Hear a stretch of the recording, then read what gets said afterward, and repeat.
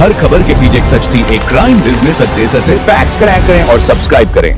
ನಮಸ್ಕಾರ, ನೀವು ನೋಡುತ್ತಿರುವುದು ಫ್ಯಾಕ್ಟ್ ಫಸ್ಟ್ ನ್ಯೂಸ್. ನಾನು ನಿಮ್ಮ ನವೀನ್. ಇಂದಿನ ಪ್ರಮುಖ ಸುದ್ದಿಗೆ ಸ್ವಾಗತ. ಕರ್ನಾಟಕದ ಬೆಳಗಾವಿ ನಗರದಲ್ಲಿ ಕಾಂಗ್ರೆಸ್ ಪಕ್ಷದ ಸಭೆಯ ವೇಳೆ ಕಾರ್ಯಕರ್ತರ ನಡುವೆ ಗಲಾಟೆ ನಡೆದಿರುವ ಘಟನೆ ವರದಿಯಾಗಿದೆ. ನಗರದ ಸಂಗೊಳ್ಳಿ ರಾಯಣ್ಣ ವೃತ್ತದಲ್ಲಿರುವ ಕಾಂಗ್ರೆಸ್ ಕಚೇರಿಯಲ್ಲಿ ಬೆಳಗಾವಿ ನಗರ ಕಾಂಗ್ರೆಸ್ ಅಧ್ಯಕ್ಷರ ಆಯ್ಕೆ ಕುರಿತು ಸಭೆ ನಡೆಯುತ್ತಿತ್ತು. ಈ ಸಭೆಗೆ ಎಐಸಿಸಿ ವೀಕ್ಷಕ ಮನೋಜ್ ಚೌಹಾಣ್ ನೇತೃತ್ವ ವಹಿಸಿದ್ದರು. ಸಭೆ ನಡೆಯುತ್ತಿದ್ದ ವೇಳೆ ಕೆಲವು ವಿಷಯಗಳ ಬಗ್ಗೆ ಕಾರ್ಯಕರ್ತರ ನಡುವೆ ಮಾತಿನ ಚಕಮಕಿ ಆರಂಭವಾಗಿದ್ದು, ಅದು ಕ್ಷಣಾರ್ಧದಲ್ಲೇ ತಳ್ಳಾಟ, ನೂಕಾಟ ಮತ್ತು ಗಲಾಟೆಗೆ ತಿರುಗಿತು.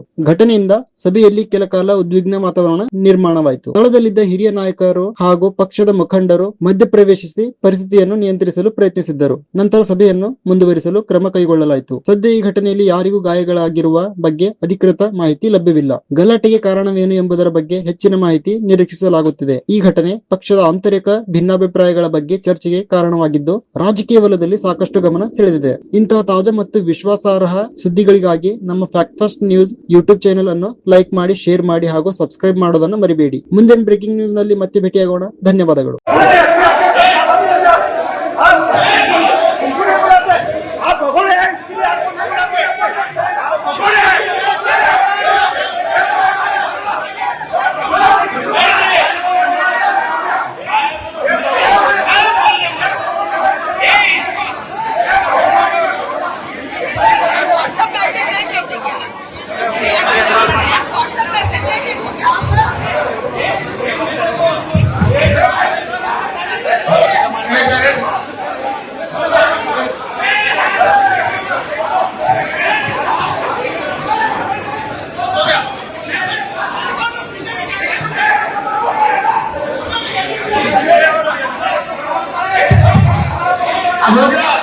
अब हो गया।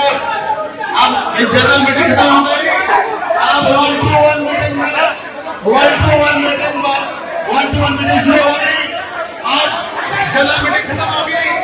अब 1-to-1 मीटिंग शुरू होगी। हम लोग 1-to-1 मीटिंग के लिए एक जनरल मीटिंग खत्म हो गई। अब 1-to-1 मीटिंग शुरू।